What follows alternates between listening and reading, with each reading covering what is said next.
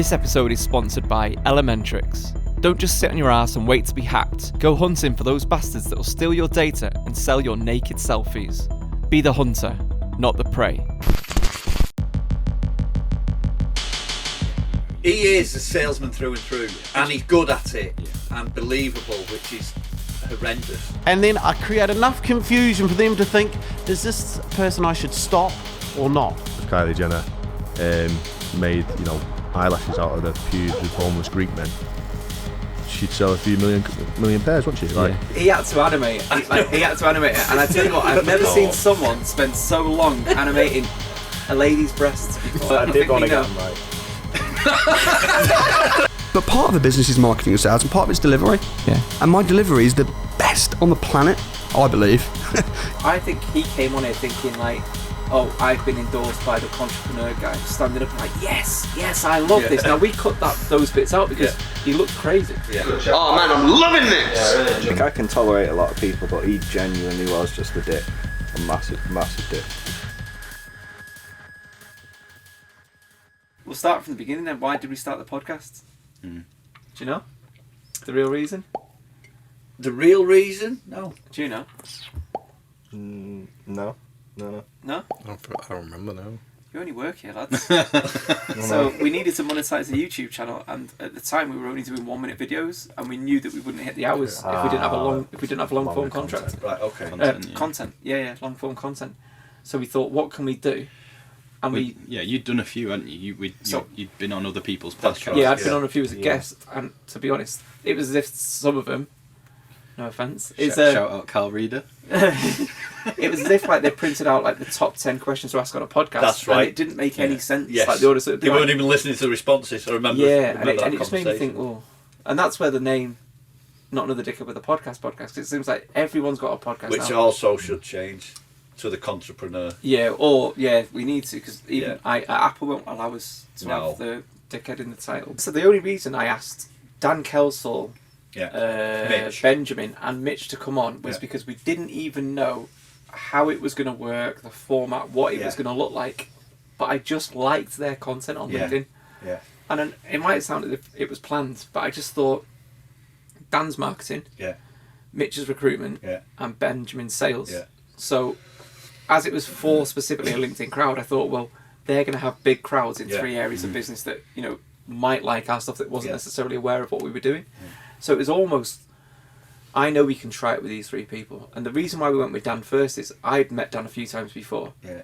And I know he was kind of understanding and also up for us to do anything with him. Yeah. And what's crazy about that episode is, number one, we got him to dress in a dressing gown. Honeypot profiles. Have you ever heard of them? Ish. Yeah. Walk me through it, mate. What's a honeypot? So profile? I only know them because I had to run one for someone that I used to work for. So years and years ago, I wasn't on LinkedIn. Yeah. I worked for this company, and they said, "Oh, we've got our sales team. We've got their own LinkedIn profiles, but if we can't get in our foot in the door with a company, we use this other profile, which we'll call Melanie Winnet, just for this example." Okay. Yeah. And I would have to run Melanie Winnet's profile, and I would talk to people from companies that we'd want to work with and almost entice them in to work with us, which is cool. And I'll be honest, she did really, really well. She got headhunted. I took calls about her, but it was really weird trying to run it in the sense that we had to lie. She was never in the office, so it was like, I've been talking to her all day on LinkedIn. Oh no, she's working from home today. Honestly, it was fucking stressful to her. How long was that going on for? 2 years. Right, no way. 2 years. But then it made it embarrassing and stuff when I went to shows and exhibition shows and stuff like that. It's like trade shows. People would ask for her. Oh, is Melanie in? And I remember this one guy coming up who I knew very well. He used to send her messages at all strange times of the night. And he was asking where she was. I said I didn't know where she was. He said, well, tell her that I've been down here. And the whole time while he was talking to me, I was just thinking, I've seen your dick. And we didn't tell him we were going to do that until he turned up. And we could be a bit more free and a bit more brutal and cutthroat with some of the other personalities on LinkedIn. But I was so ill that I nearly That's cancelled right, it. I remember. You can see it if you watch it back now. You are pale. Yeah, I remember. Because if you don't remember, I was taking tablets and like going and being sick, That's doing like right, the breaks and stuff. The day before, you were just asleep the whole day. Yeah, like we were meant to be doing a day of prep. Yeah. Left it to And the that was minute. the first one. Yeah. Yeah, I remember What that. happened was, so I did that. I left it and then went to hospital, and I had a chest infection and kept me in. So I was genuinely really ill, but I didn't want to let everyone down because we had the studio booked, all this stuff.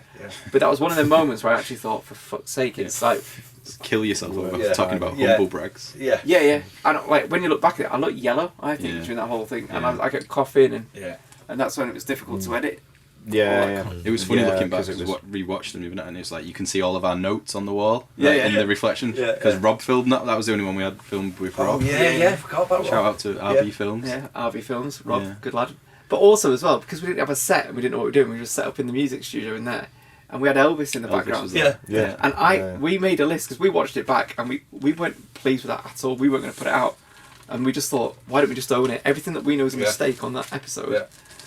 So we even made, remember, we made a bingo card that we were going to give to people that said, like, what's Elvis doing in the background? Why does Dan keep sniffing? He does have a loud sniff, to be fair. You reused that, didn't you? We used it for sound effects. The smell of a freshly laid puppy poo awaits. Well, Mike's a heavy breather as well. Yeah. I edit a lot of his breathing out on the audio. Oh, God. You sound like you got emphysema. But on that... In between, he's like, you know what, in between, when the guests are talking, you're like... On the first episode, you were really bad for because you were ill. You could hear it through that was what it was. That was ill. Yeah. I actually had someone contact me who they didn't know I was involved with it and went, I've been watching this podcast. It filmed at your studio because he recognised Elvis. That's funny. One thing I noticed as well that I do quite a lot, you said about sound and having to clip things out, is I say the double all the time. I go, yeah. And I did that more at the beginning for the first few episodes because... You cut out the breathing, I cut out all the yes. So I'd be agreeing to things that they say, not thinking, oh, someone else is listening to this. Because I'm just having a conversation. Or when the people are talking, you're going... Yeah, because I'm not agreeing with the point, isn't it? It's so hard. Even though you was ill, I thought that podcast being our first one was decent. Like, if Kylie Jenner made, eyelashes out of the pubes of homeless Greek men, she'd sell a few million pairs, wouldn't she? Like, if not more, because she's got an audience. Like, and that's the value of having an audience. Okay, she's got an audience of fucking idiots, but I really like Dan. Yeah, Dan. I really like Mitch. He didn't do himself any favours. Get Mitch back. I spent a couple of hours with Mitch in here, and he was a genuinely nice bloke. And he kept saying, he said, "Oh, I'd like to do it again because I was very not sure what I was just a bit guarded, wasn't he? Yeah, particularly over what was the incident, the Holocaust. Yeah. You want to know what it said word for word? Well, go on. Why not? All right. I posted, would it be going too far to suggest that Hayes are the Hitler Youth of the recruitment world? And basically what happened was the first 40, 50 comments were from people who knew me, who were in recruitment, who got the joke, and I'll explain the joke if it needs explaining in a moment. People said, that's funny, and LinkedIn would be the same without you, Mitch. And it was all positive, and then about 50 comments in, somebody said, I think you might have gone a bit too far this time. And then someone else said, I wouldn't be surprised if Hayes' legal team got hold of you. I then commented, I then posted a comment straight after that saying, I've just been contacted by a firm of solicitors. Apparently the Hitler Youth are not happy being compared to Hayes. Brilliant. But it got ugly. It got really ugly. And I was prepared to defend the joke, but it got to a point where there was an avalanche of so much hatred, nearly all of which was from people who weren't working in recruitment, didn't know me, were third degree connections. Yeah. And, probably by 200 comments in, I was basically being described as a child molesting Holocaust denier. I mean, it was nuts. But also as well, we hadn't even put the Dan Kelsall episode out yet, so we've not even seen... He'd seen like a rough chop with the... He hadn't even seen... And also, obviously, what differentiates us from a lot of stuff, podcasts on what's on YouTube there, is we were doing the animations, the quotes, and we were trying to be a sort of combination between the Ricky Gervais podcast and that kind of stuff. Yeah. So I think he was... When I was trying to explain that to him, but without showing it to him, I think he thought... You're going to stitch me up by making stupid cartoons. Yeah. Well, one of your favourite animations, the monkey animation. Oh, the monkey animation, that took about 2 weeks to make. I spent like a week just trying to reorder that story so it made sense.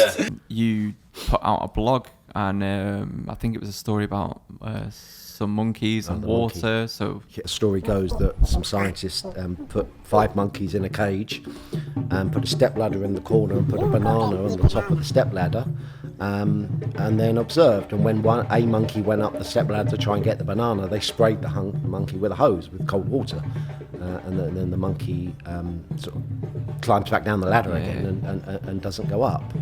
And then another monkey tries, and they hose that monkey down as well. So they then replace the monkeys they hose with new monkeys. Whenever they put a new monkey in and it goes up the ladder to try and get the banana, the other monkeys grab hold of the new monkey and beat him up to stop him trying to get the banana, because they don't want to get hosed.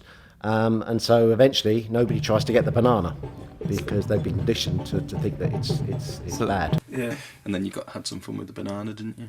Oh yeah. Do you know why that was put in? Because we couldn't hide a cut, could we? There was the banana. When he was it was like it was just because Mitch was making funny faces. Oh, was it? Yeah. damaged the brand that you'd create, because you were always like an outsider. So did you think it might affect you differently now? Because it was almost like Benjamin was one of my favourite guests. Yeah, he was great. Weird was really good. Yeah. I was worried that he was going to come in and just like boom, take over and like overpower us and that. Yeah. But I really liked. But I liked the guy when I saw his sales training. So I don't care about money. I like it like anyone else, but it's not the end goal of any sales isn't to get their money. And that's why most salespeople fail. They're emotionally attached to the outcome. Got to get a sale, got to get a meeting, got to get a deal. And so you're not focused on the process on how you get there. Yeah. So imagine a surgeon saying, I hope they don't die, I hope they don't die, and that's all they're focused on. Or the lawyer, I hope they don't get convicted, I hope they don't get... They're not focused on what they're meant to do to get there. Yeah. Don't worry about the outcome. Yeah, so you're right. The more you say no, the more people push back. He did really well off the back of it. We did a lot. We get in some of the comments, it's like, I make my staff watch this as sales training. So just that hour-long podcast, there's probably a few key takeaways. He's someone who knows his skill, doesn't he? He is a salesman through and through, and he's good at it, and believable, which is horrendous. Yeah, it's a horrible term and people hate it, so I'll use it. I call it brain rape. Yeah. That's all they do. They get in front of you and they want to steal as much as they can from you. And then while they're doing it, they're telling you how much they like you and how good you are, and they're stroking you to make you feel good. The more you stroke a salesman, the more he'll talk. And then once they're done with you, they say, look, could you document your stupidity for me? Yeah. I didn't really prep for that. Not too Well, much. you didn't have to, because that is your world, isn't it? Yeah. But yeah, there's even me as not from that world. I was saying to guys who I know who were salesmen, you should watch this. There's a lot of nuggets of information. That was as good as we've had one take, really. That was the least amount of editing. Yeah, it was. And also it was quite controlled. It was like probably 55 minutes sat there. Yeah. Rather than, say, Mitch's. I think that was like a 2-hour chat that we put down to 40 minutes. Which then sometimes when you see some of the comments, and the comments are like, you should have gone a bit more in depth about that. It's hard because you're putting a podcast out with, like, laymen. Do you know what the top comment was on Benjamin? Go on. Is he trolling the beard, or is the beard trolling him? I'm confused. I asked Gets him a lot about of beard that this week. comments. Yeah. Because someone at first thought, especially on the thumbnail, that it was bad Photoshop. Yeah. Because obviously it was like... What, you'd done it to him? I didn't know. But that was his legit beard, wasn't it? Yeah. There's no introduction. It's literally, Mike's not on, is he? Yeah. And then she has to answer because it's a question. She'll say yes or no. If she says yes, I say, fine, tell him it's Benjamin, thanks. Well, you know what it's about? He better. Yeah. And then I create enough confusion for them to think, is this a person I should stop or not? Yeah. I mean, I've sometimes when I'm trying to get real hard people, sometimes I'll fake that I'm at an airport, or as soon as I hear the receptionist answer, I'll yell out something. I tell the fucking Laura I ain't paying. Richard, how are you?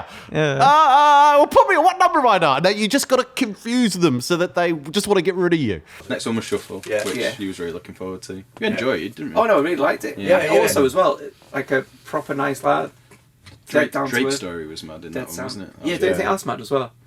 Where he met met Drake, and Drake said he was one of his favourite battle rappers. How much bigger can this get for me, like personally? And there was a moment when I was outside and I was having a smoke, and these 2 Escalades pulled up. This is like really early on in the day, and I was like, fuck, there's 2 like black tinted Escalades. And then Drake comes out, and I like go against the wall so that he can get past with his bodyguards and stuff, and he comes up and he's like, yo, great to have you here, like, love your stuff. And I was like, fuck. Yeah. That, like, it's not, nothing's topped that since, like, nothing will. Shuffle was, he sort of from my world a bit more than the previous guests were all purely business people. Yeah. He's like a creative bod, so Yeah, I could relate to him. You know, you're not your job. You're never your job. Even if you get the job you want and you become successful at it, you're not that. Yeah. And I think like the passion is the important thing there. It's not necessarily about how you're making your money. It's about how you distract yourself from what you're doing. It's like you can go to work every single day and it could be miserable, but if you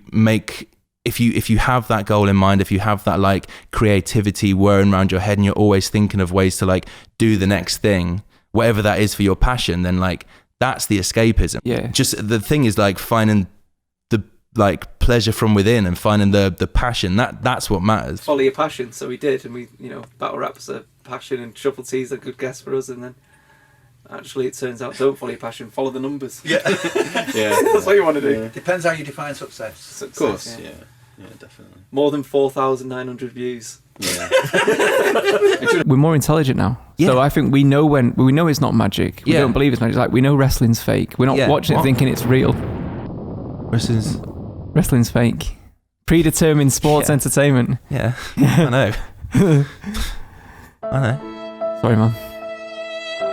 It's fine, mate. All right. Should we cut so you can take a break? Let's get over that. Breaking news. Yes. So after Shuffle, was it Jenny? Was it Jenny next? Jenny next. Yeah. A proper adult. Oh, do you know who put us on to Jenny though? It was Benjamin that said, "Oh, really? I talked to. I know someone that'd be perfect for what you're trying to do." Oh, wow. And do you know what? I know it's bad, really, kind of a bit dismissive of it. I was like, "Oh yeah, fine." And, you know, you think like, "Oh, it's all right. I'll sort out my own guests." Yeah. And then I looked her up and we saw what she did, and we thought, do you know what? She would be perfect for not only a podcast guest because it's quite interesting. Also, it ticks a diversity quota because we've just had 3 men. Yeah. So we didn't want to look like we were sexist. No. That's the last thing we want to look like. Being sexist behind closed doors is one thing. But yeah. At least you don't for want the to look audience, it. don't you? Yeah. So we thought, cool. It's a shame she wasn't black and disabled. Yeah, it is a shame.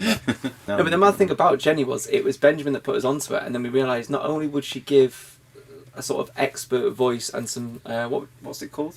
Credibility. Yeah, that's the word. Authority, Authority and credibility to the Contrepreneur stuff.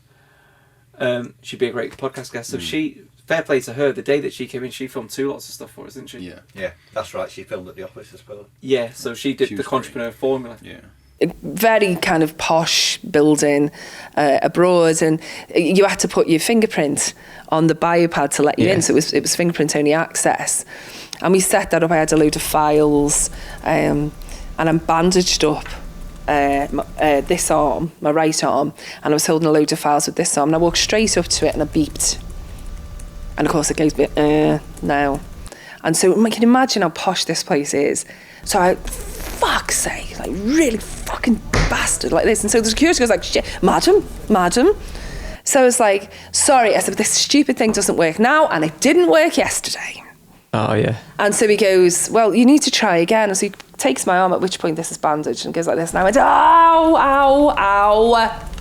I think that's why it's not working, because it hurts me to do it flat. He went, well, try your other hand. I went, well, I will, but I don't think they even scanned the other hand. I'm getting very kind of arsey and confrontation and very loud and like what should be a very professional, tranquil setting. So I go like that for the other hand, and as I did it, I deliberately drop all the files, right? And so papers everywhere, and he just went, do you know what, go in. Yeah. And I went, oh, thank you. Picked them all up. Thank you. Do you remember after when Jenny had left, and then we got back to the office, and there was all load of muddy footprints? Yeah. Oh yeah, do you remember that? Like when we thought we'd been broken into. Yeah, that was mad. Yeah. Because it was literally right after the podcast. What was it? Turns out it was Bert, the maintenance guy, checking the room. So for all of 2 minutes, we thought it was spooky, and then Bert said, "Oh, by the way, my footprint." That's Jenny making you paranoid. You loved the Jenny chat, didn't you? I remember you were buzzing that day. The spy toys, the night vision goggles. Oh, mate, yeah. Well, it's one of those. In life, you come across these jobs where you go, "Oh, in a different life, I'd have so done that." Like that was one of those jobs. I was like, right. "Oh, I would have loved to have worked for you." He had to animate it. He had to animate it, and I tell you what, I've never seen someone spend so long animating a lady's breasts before. Sorry, Jenny. I wanted to get sorry, them right. Jenny, for this. I did want to get them right. But not just that. I genuinely wanted to get So them I right. WhatsApp Jenny like a screenshot from Dropbox. I forwarded it to her saying, "This is your character," and the first thing she wrote is, "Oh wow, my boobs." I went, "Don't worry." Jack spent an hour and a half crafting them. It's like, is the podcast ready? Is the Not yet. Tomb Raider as a reference. To be honest, I walked by your desk like on different days, and I noticed you were working on the Jenny character. My dick was out. And the only difference, your dick was out. But I did notice that the only thing that had changed is the breast part. I just found it really odd. This is the end of Banner Boy. Banner Boy. I'm never designing characters Females again. So now Jack only designs male characters. Yeah. Can you imagine his mum shouting, "You coming down for tea, Jack? I'm just a bit animated. Don't come on." What have I told you about coming in for? We are wired in a certain way, just as being a human, right? And a couple of things that means is that those weaknesses, those things that make you human, are always going to make you vulnerable. So things like greed, things like flattery, things like fear are so deep, even though they're tailored, they're so deep inside humans that's what makes it easy. So in my business, we talk about making people more aware of cons and scams and social engineers, and a lot of awareness training is very good, but social engineering is very good as well, because we can tap into our automatic behaviour, our fears, our hopes. The things that make you human are also the things that make you vulnerable. And all the technology is done, all the, every different permutation of a scam or a fraud, whether it's what you guys are talking about in the Contrepreneur, or whether it's the latest romance scam, or whether it's a bank scam. All it is using a different methodology to tap into basic human needs. And that is something that's very difficult to counter and very difficult to overcome. Talking of massive tits, it was Samuel next. Oh. Nice link. Nice link. Nice. Oh. Massive tit. The maddest thing about him was, he was the first guest that had asked to come on the podcast. Not one person before him had asked to come on. And the reason being is, and I never knew who he was before, and that makes it interesting, where I've seen a video that he's put out recently saying he first came across me because I was leaving snide comments on his post, which wasn't true. I'd never heard of him before. No. It was other people that had been on his course. Other people that had been on his course kept naming him in the comments of the Contrepreneur Formula. 34 different people had said his name, which the to most me, mentioned name. The most mentioned name was Samuel Leeds. Wow. So he's got in touch and said, "Can I come on your podcast?" And originally, I said no, because I didn't know who he was, and he didn't fit with what I was trying to do. Then I thought, well, why not? Let's have him come on and let's just ask him generic questions about the property sector. So I didn't know him before that, and it was last minute. So he was coming on with no prep. So it wasn't even like we had time to go to his event and see him. And that's why it made it quite hard, because while there's people saying he's a con artist and he's a scammer, it's hard to call someone out if you've not seen that stuff yourself. So for that interview, I had to play dumb. And I'm annoyed because there's certain bits we cut out of that interview to try and keep it, because I didn't want to talk to people about my own property portfolio. In the comments, it's like, you know nothing about property, you're an idiot. Where I've got properties in the UK and properties in Spain. I knew a lot of the stuff that he was talking about, but the same thing with the Mitch thing. You're trying to appeal to laymen. You also do a lot of work for charity, Mike. Do a fuck. No, but do you know what I mean, though? Yeah, I do. Yeah. So it was hard. It was almost like I could talk to you about like yields and rent guarantee and below market value and stuff. But then there's a lot of people watching that might be tempted to go to his course that wouldn't understand any stuff he's talking about. So you've got to try and appeal to that person. We wanted to let him talk rather than you impose an opinion, because you couldn't impose an opinion because you'd never been on his course. Two things I take from Samuel Leeds is, one, he's the only guest who come on and it felt like he wasn't coming on to be a guest. He had an agenda that he was using it as a vehicle, which I'm sure a lot of people will go, I'm going to come on because it's a reciprocal thing where I'm going to get this, that and the other. He felt like he purely come on to try and push his agenda, to try and develop his persona and ultimately create more business. is one thing I will say about him. The only guest that's been like that. And the second thing, he's also the only guest who didn't treat the crew behind the cameras equally with the people in front of the cameras. Yeah. Like, he didn't even say goodbye. Yeah. To us lot. He was kissing your ass and shaking hands and let's meet and I'll sell you some properties and whatnot. Yeah. Ignored me, Jack and Dan. Which is it, like you say, that's the only. He's the only one. He's the only one. So it's, and I'm not trying to assassinate him. That was just really obvious. Yeah. What did you think? Is that why you stitched him up in the animations? I mean, it didn't help. I don't know. I think he did it. He said stuff that obviously triggered us to animate those things. It's like I can tolerate a lot of people, but he genuinely was just a dick. A massive, massive dick. Do you think they're ethical or unethical? I mean, you say all these tactics, and you listed a few, like shaming people and trying to humiliate people for not conforming is not something that I do. Why are you yawning? Are you tired? Did you not sleep? Yeah. Why the frick are you still a teacher? And it's not something that I would do. Asking people to raise their hand to check you in the right room, I do that all the time. How many of you would like to make a lot more money? Excellent. And how many of you would like a lot more time? Awesome. How many of you would like both? Using hypnosis, as you put it, as a way of making someone purchase your product suggests that they wouldn't have done it without these tactics. So, but everybody does this. I don't do that. I don't know. Do you? No. No? No. I'll have to go to his event. Come to my event, bro. You'll invite us down and we can film it. No, I don't want you. I wouldn't say film it. Okay. But come to it and you can, What's interesting as well, though, I think he came on here thinking like, oh, I've been endorsed by the Contrepreneur guy. That was, I thought, his agenda, and it's like I can align myself, and I've passed that with flying colours. But we could have put out a different version of that podcast where he very rarely answered a direct question. It was like a politician trying to answer a question. Exactly. No strategy. There was no strategy. And then when he was like sort of standing up and like, yes, I love this. Now we cut those bits out because he looked crazy. Yeah. Oh man, I'm loving this. Yeah, I really enjoy it. It's so good because I'm really enjoying this. Mike's awesome. And you don't want to put a podcast out where you make your guests look crazy. And then weirdly, he contradicted a lot of himself. So when he's telling you something and you've never been to his event, you can't say yes or no whether he's telling people or not. I call you on that. But with every other guest, and this one of the comments was, you've stitched him up by cutting in other bits of footage, but we do that for every guest. We do that for Triple T, we did it for, we did it on, well, all of them. The particular one was the testimonial, wasn't it, with Alistair Campbell, which turned out to be his business partner. Now, we didn't know that. Before you asked that question, would you use a fake testimonial?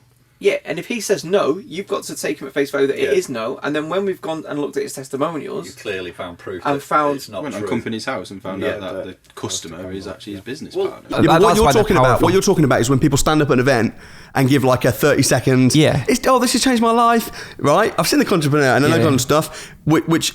How much can you look at that and say, really? Because when you research them people, they've got companies that are joint owned with the person that's running the event. Oh, okay, right. Okay, your name's Alistair Cunningham. I'm from Northampton area, Northamptonshire. Yeah. So that's not a legit testimonial. No, it's not.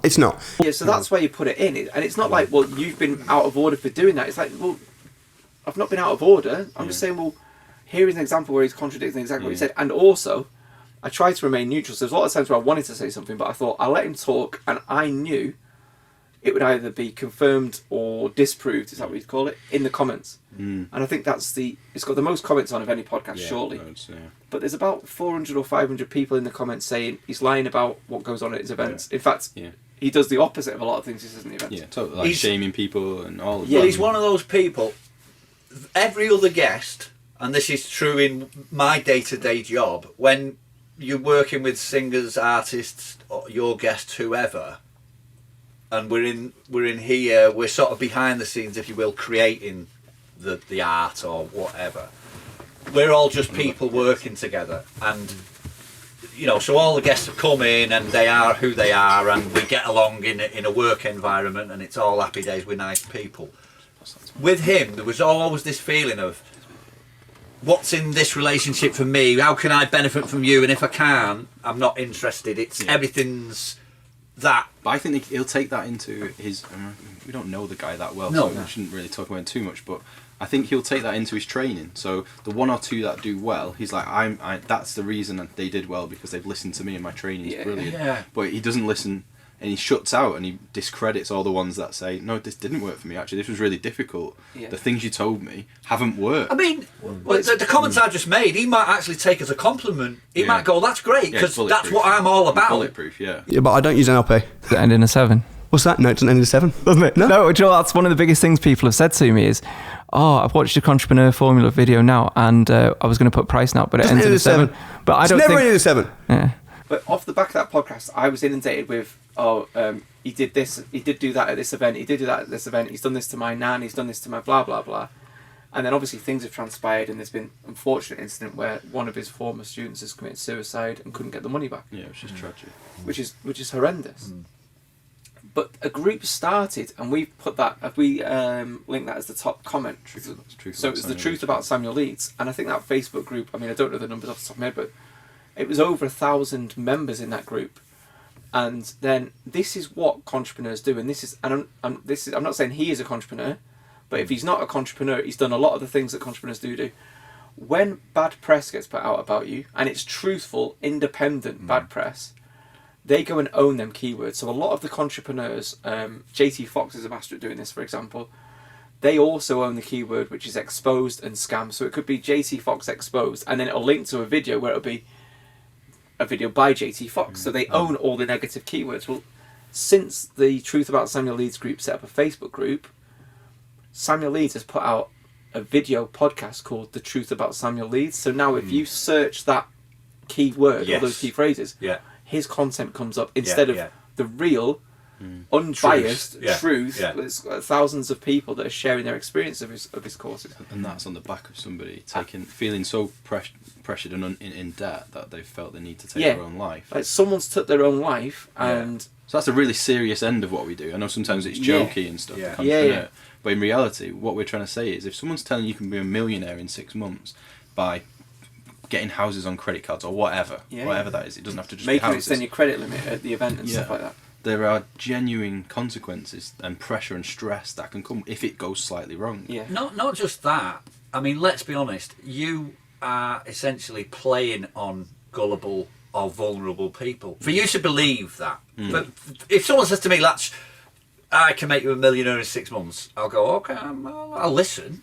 But, there's a part of me constantly going, nah. And then when it comes time to put your money where your mouth is, run up a load of debt on a credit card or whatever, I'll be like, nah, too much risk. Yeah. So the person that is going to do that, in my opinion, is already a bit vulnerable. And then putting you in the entrepreneur setting where they're whipping you up. Yeah. We've been to these events. It's easy to see how you could go in there going, I'm not going to buy into this today. Yeah. And they'll whip you up because it's a really good formula. Well, it's the mass hysteria thing as well, isn't it? So many of his claims in that episode we've since researched, and so many of them are wrong. Like he doesn't own a castle outright. He's got bridging loan on it. He owns finance on it. That's one. Yeah. I mean, there's lots. When he was claiming he's financially free, he was still a magician. Yeah. If people get offended by what you're saying, it kind of proves them guilty. That's exactly what we've said. Only one type of person. When I watched your show, I was like, I found it funny and I found it really interesting and entertaining. Good writing. I'm glad that you come into my event because I think that it will be. I think that you'd find it really interesting. Yeah, well, credit to you, you're the first person that said that to us. Anyone that we've suggested that to, because people say that to a point and front it. No, I'd love you to come. Do you know why I'd love you to come? Because I'm the real deal. It's undeniable I'm the real deal. I have success students coming out my ears. I'm buying properties like crazy.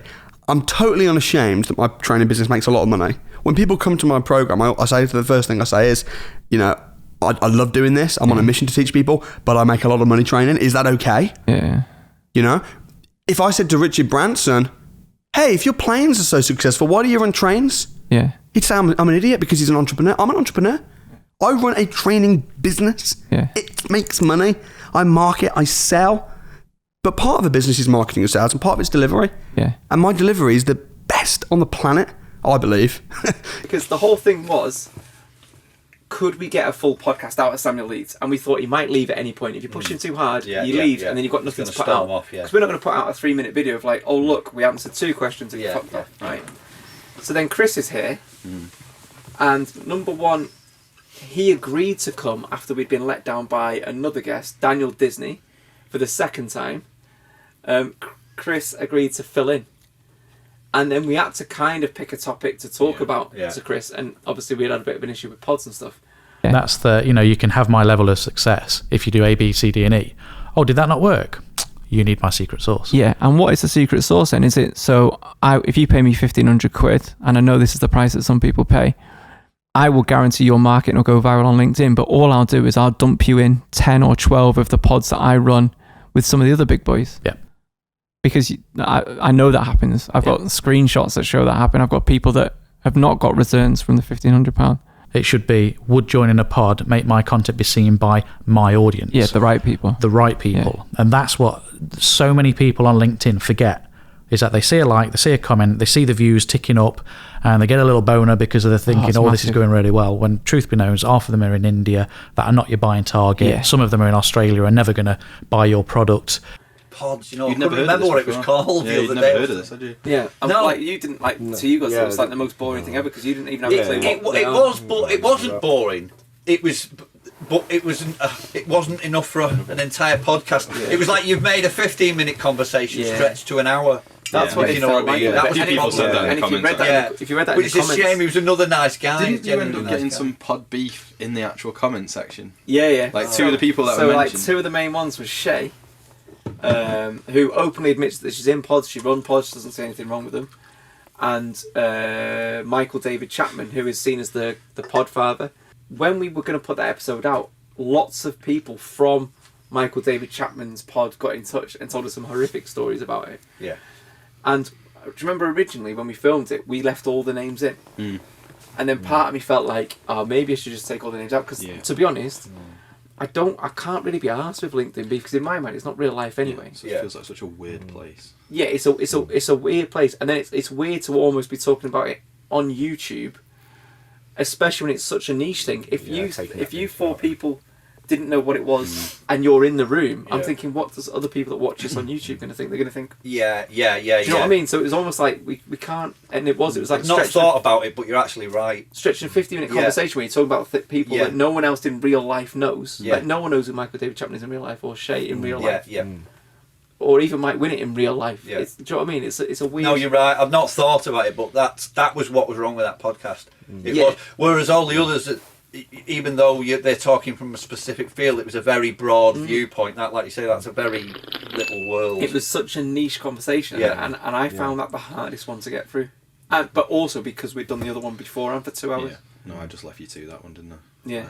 I bailed on that one. To be fair, I don't know whether it was through like the editing or what, but it's like from not knowing what a pod was and then knew what a pod was after watching it or editing it. So I guess it did its job in that sense. Yeah, and it's no reflection on Chris, and obviously appreciate him coming down and chatting about I feel like we did him a bit. I feel like we did him a bit of a disservice, really, in a weird way. I wish we could have had a wider conversation about LinkedIn. He kind of got a bit of stick in the comments as well. He did. Chris did, because people were saying, can people not see the hypocrisy that Chris runs and is in pods and is here slating pods? Yeah, well, it's the same as everything.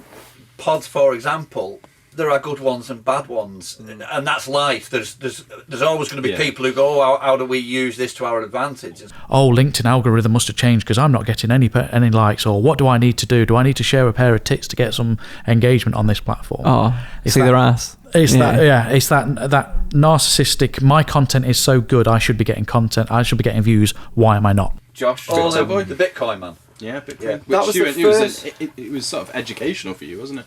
That's the first time you'd had someone chatting about blockchain. I've been intrigued to know what this furore was all about with Bitcoin, and he opened my mind a little bit. But so that was one where I'm glad he came on. It felt like he was expecting a rough ride because he had his own mic on when he turned up. And you know, I've nearly said this before. Did you notice as the series went on, the guests later on actually started turning up with an entourage or their own sound crew as it went along? Which is odd. Do you know why I think this was? I think because they realised we were doing animations and editing. Right. They wanted it to be like, well, I can to be able to review an edited version. Yeah. But I think we've been fair in all podcasts. We've not made a guest say anything that they didn't say. Yeah. On reflection, we both felt we wish we'd known a bit more, so we could have pushed him on the numbers a little bit more during the interview. Like, because when we watched it back, we realised when he was giving our figures, and we were doing a direct comparison with Mike's property, he'd left out electricity costs, which was the lion's share of the profits. If you buy a chunk of coins, you're kind of backing one horse. We kind of liken the machines to kind of buying the whole racetrack. So unlike there, you're basically gambling on Ethereum itself doing well as a project. Yeah. Now it's very closely related to Bitcoin, and so it's one of the OGs, it's one of the originals. It will, inevitably it's a great coin and it will do well as the years go by. But all your eggs are in one basket, as it were. Whereas if you put that 10 grand, as it were, into a top end machine, you physically own that kit, so it's worth some good money. There's a lot of VAT deductions there which you can't get from the investment if you buy the coins directly. And whether he did that intentionally or not, only Josh knows. Yeah. Well, it could have been. It paints the picture. It shows in a very different light. Yeah. It means no profit compared to a modest profit. Yeah, but he's he might in have a position. accidentally made out that the investment was 11 times better than what it really was. Yeah, but to be devil's advocate, he's in a position where you're in a speculative market where he's going to show you the higher numbers rather than the lower ones. Well, all he's trying to sell you his something. figures were that. He was saying, like, well, if you had sold at the highs. Yeah. But you don't know they're the highs. No, without absolutely, hindsight. yeah. Absolutely. So it was weird. Are you getting? But I take it that we've, in his mind, we've just got to be patient, and the market will recover. But if you were doing this and you wasn't in the fortunate position me and Mike were, you are now shitting yourself because you're paying like a lot in electricity each month and not getting that back at all. Yeah. So does he just purely sell mining rigs? Yeah. He doesn't have anything else to do with investing in Bitcoin. He does that. He's got the accountancy firm. He shifted his business to sell more to people who generate electricity, which makes sense. So a farmer who produces electricity doesn't want to sell it back to the grid, stick a rig in there. Yeah. Makes sense. Yeah. But if you're paying for your electricity in the UK, it's a lost lead. From our experience anyway, then it wouldn't be something we'd ever recommend. No. What do you guys think of Joshua?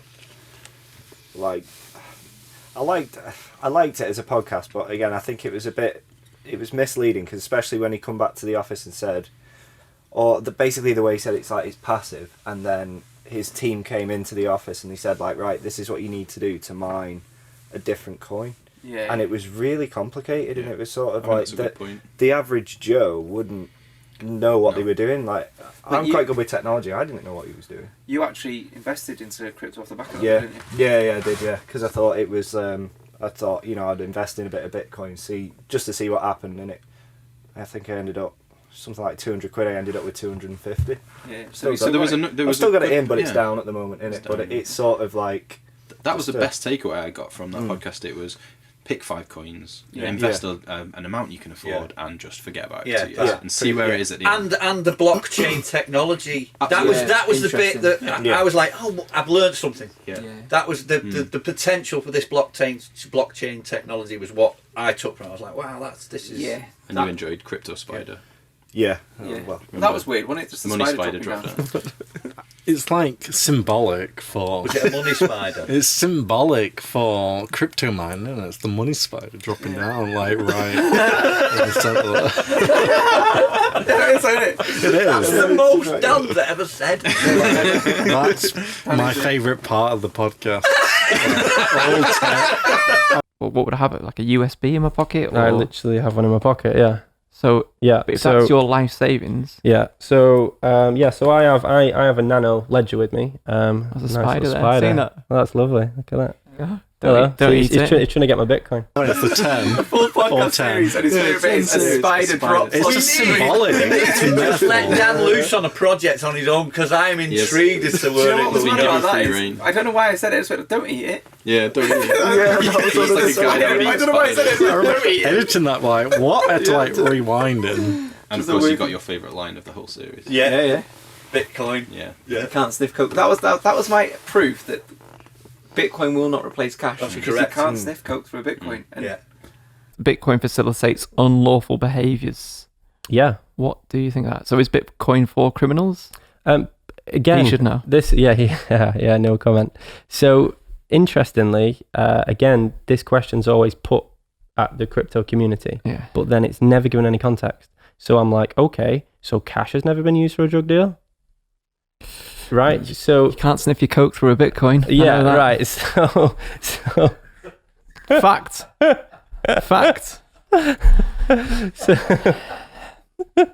on to podcast 9. Was it Jim next? It was James. Hey. The first person I employed was a cleaner. Yeah. So I moved out. I started cleaning. I was like, I could make more money doing the sales and marketing. It wasn't like I made that decision and then 3 seconds later I found a cleaner. Yeah. You know, but most people would be like, well, I need to get 2 years' salary in the bank before I pay anyone. Yeah. You know, before I employ anyone, sorry. And I have a real problem. Like, I just don't think like that. Some people would look there and go, oh, their salary is 20 grand. And they're seeing that as a 20 grand decision when really you might only keep them for 2 months. Yeah. I always think of it as a monthly payment rather than a... Absolutely. He got in touch. I realise now, obviously, they're trying to raise James's profile. That's correct, yes. Yeah, so he got in touch. But I knew of James a few years ago because someone that we used to work with was part of the Entrepreneurs Circle, and I think James had something to do with that as well, didn't he? He was involved in that. So we knew of James.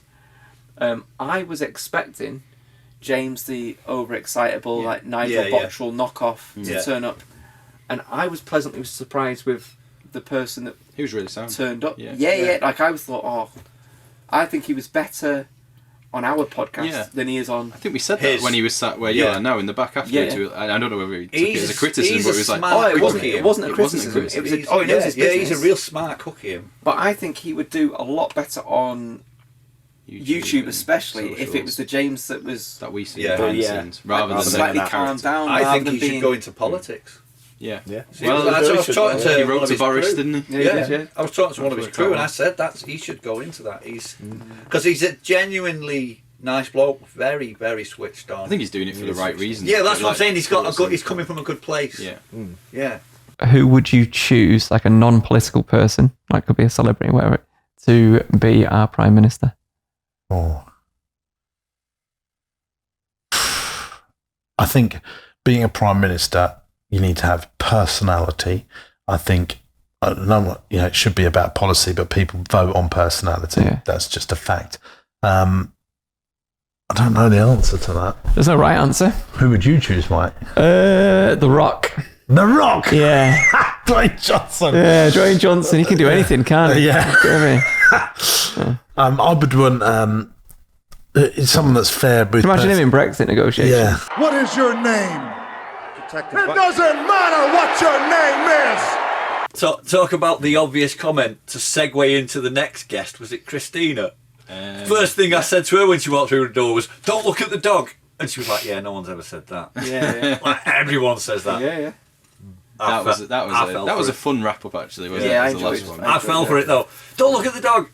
What's your name again? Jack. Jack. Are you hypnotised? Not sure. Not sure. Look at me. Look at me. Sleep deeper, deeper, deeper. Look at me. Sleep deeper, deeper. On the count of 3, you'll open your eyes. On the count of 3, you'll open your eyes. Open your eyes. Open your eyes. You alright? Yeah. Sit up. Straight. Look at me. Sleep deeper, deeper. Every breath you take. I sort of wanted the experience. I'm a bit jealous of Jack in a way that. Jack's never been the same. No. She ever brought you out. No, she didn't take you out. She's going on about removing. What was it? Suggestion. Yeah. That still resonates in my head. Well, that's what I'm saying. You probably can't quantify into words exactly what that experience was. No, I couldn't. Well, you were just pissing yourself. I know. Well, because I knew he'd gone. Yeah. You can see on this footage. You're just like. Because I knew he'd gone. I wasn't anywhere close to gone. No. Well, Mike was that I know, stitches. but I knew he'd gone. So I thought, I can't get up and walk away. Thanks for trying. She keeps throwing Jack onto me. So I can't really get up and walk away, but I'm fully lucid. He's gone, and I'm like, this is hilarious. Yeah. It's a funny one as well, because people that watch it go like, no, he must be playing along. No. But I think that's how it was, because you were thinking the same thing. Because even afterwards, you were saying to him, did you know what you were doing? Were you doing that on purpose? It's weird. Hard to describe. Yeah, it was like the only way I could describe it was like being asleep, but I knew what I was doing, and I wanted to do it. Is the only way I can. You see, when she was putting us through the thing, in my mind, my brain's sort of going, right, you don't fake this. Don't just go along with it, you know. Yeah. But at the same time, I want to be open to this experience and see where this takes me. You know what I mean? That's It's a difficult I one. wanted to give it a chance, but at the same time, I didn't want to do anything that I wouldn't be doing. Deliberately pretending. To be fair, she did say that it'd be very difficult to hypnotise you as the host because you're in a different mindset of control. Yeah, the theta state. We go through a theta state, and the theta state is the most highly suggestible state. And we go through a theta state, which is a state of hypnosis, at least twice a day as we're sort of waking up on a morning and as we're going to sleep at night. But then, you know, like when you're watching a movie and you're like, you sort of come round and your mouth's up and you're dribbling. Yeah. That was a theta state. When you're driving and you arrive at your destination, you wonder like how many kids you've run over on the way. That was a theta state. Yeah. We go in and out of those states multiple times a day. I think I live in theta state. Yeah. And that state is highly suggestible. So when I'm hypnotising someone, I'm just talking them into that state that they go in and out of. Yeah. She was a genuinely nice person. Yeah, really interesting. And interestingly, she spoke about lots of things that she'd never spoke to before. And that's Hypnodog. That's crazy. And that's since come out now in the Daily Mail. Other newspapers are available. Definitely. Definitely are. They did a story based on that podcast. Yeah, but the thing is, we're discussing here now the guests. From their perspective, when they're arriving, they're taking us, they're judging us on the same criteria. So she's probably come in and thought, well, these are just a genuinely nice bunch of guys. Bunch of dicks. I'll let me guard down a little bit and just be me, you know, rather than... Yeah. Do you know what I mean? Because she was, like I said, probably the most person herself on camera she was off. Yeah. What did you think of Princess? The dog. Little bastard. What's funny about that is, you know, she told us that Princess had bit James Corden before. That's right. So you never thought you'd have something. She shouted out, didn't she? She only normally bites children. That's not a good thing. She went for me in that way, wrestling with her.